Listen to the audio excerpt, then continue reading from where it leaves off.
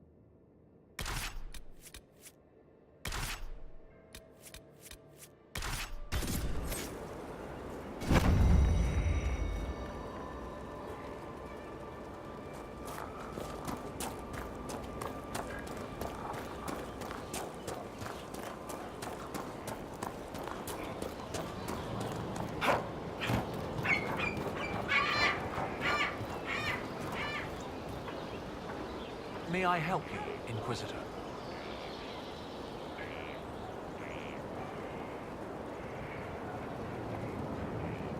How were you assigned to the Inquisition? I study primarily the early Chantry, particularly around the signing of the Navaran Accord. That was why I transferred to the University of Orlais, closer to the source than Starkhaven.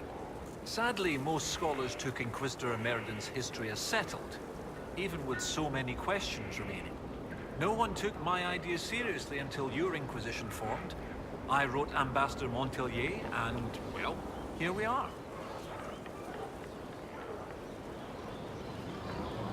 I take it you're not from Orlais, originally? No, Starkhaven. Fourth son of Lord and Lady Kenrick, destined for Chantry service. Fortunately, I convinced them the university might be a fashionable alternative.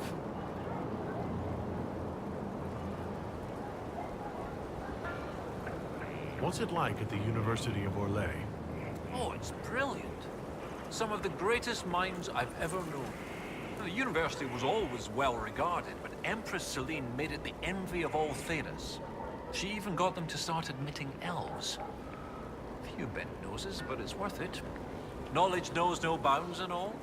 With that unpleasantness with Grand Duke Gaspard done, the university is safe as a haven for knowledge. I'd like to discuss Inquisitor Ameridan. Of course, your predecessor. Existing historical records are contentious. Some say he was a devout Andrastian. Others suggest he cared little for religion, gaining leadership of the Seekers through Emperor Draken's friendship. He disappeared around the time the Seekers of Truth, the original Inquisition, incorporated into the newfound Chantry. It's not clear why. Some say that he was tired of his responsibilities and wanted one last great dragon hunt. A spirit on the island held the memories and possessions of Ameridan's lover, a woman named Talana.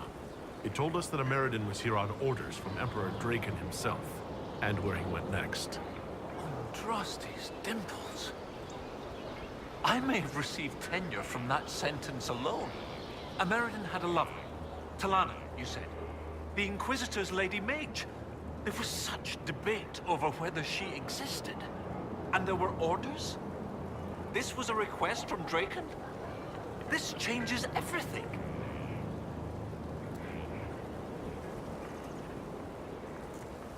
You were surprised to hear that Ameridan had a lover.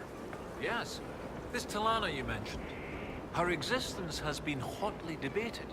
Some scholars took Inquisitor Ameridan's respect for the Chantry to imply that he remained celibate.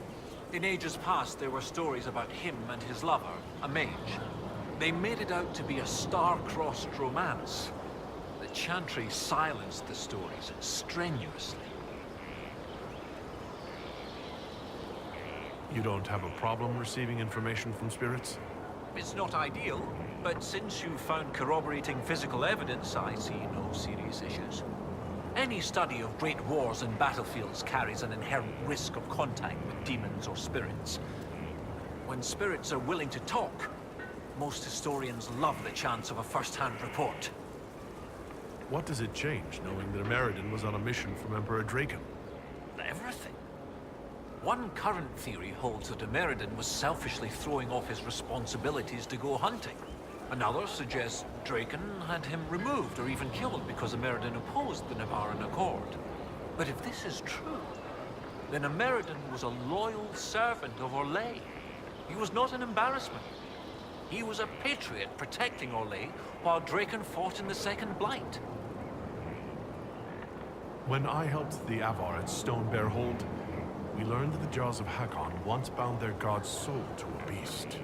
According to the spirit, the dragon Ameridan faced was powerful and accompanied by hostile Avar. You believe they could be one and the same?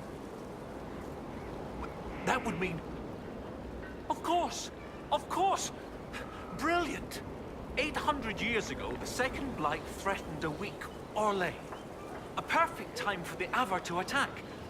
This Avar god dragon could have endangered the Orlesian Empire had Ameridan not stopped it. That explains why he would accept such a dangerous mission. And likely how he died.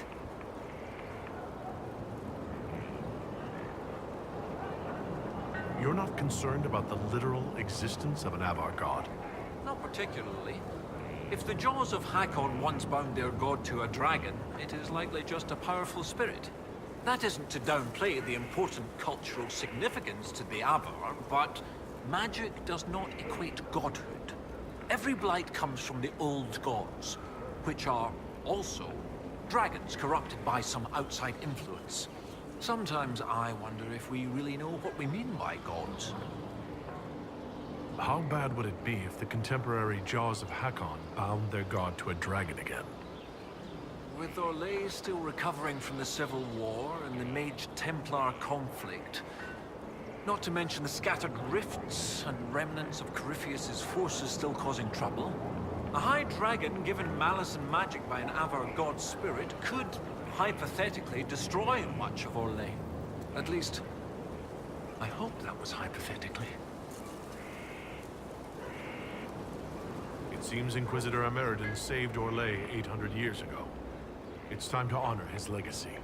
The spirit said to follow the river to the north, and something about spires or spikes.